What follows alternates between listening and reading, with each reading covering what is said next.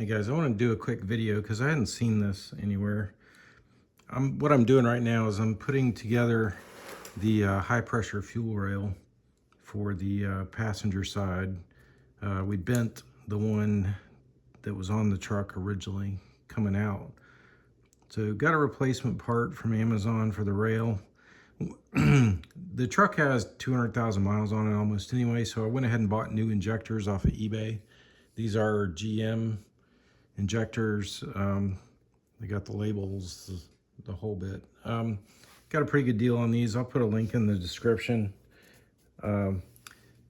One thing that I've discovered when putting this back together that makes it a lot easier, I'm using clean Mobil 1 on the O-rings and the seal. And, you know, just gently walk it back in there. You don't want to damage anything.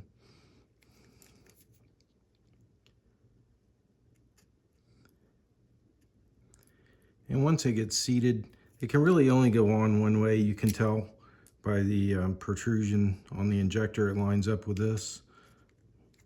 And then the clip that I had to harvest from the other system. One thing I found that makes this super easy, you've got a locking sort of ridge on the back here that is a little bit tough to get over sometimes. So if you put a little bit of your oil that you're using to lubricate the O-rings on there, when you go to press this clip on, it makes it a heck of a lot easier. I mean, it just basically snaps on and doesn't give you much of a fight, unless you're shooting a video. But basically,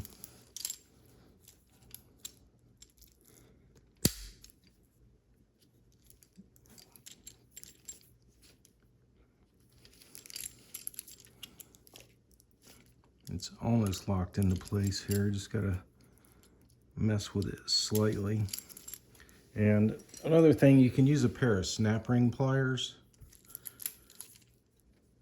to finesse the back of this clip.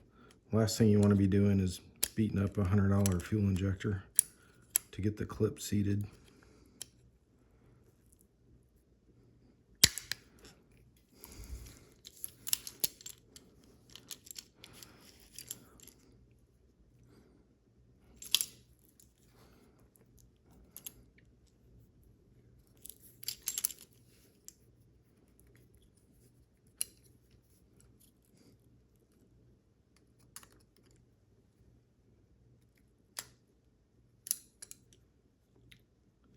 So basically now it's locked into place. It's this is what it's going to look like. It shouldn't rotate, and this should be nice and tight, snapped in on the sides around the clips, and secure.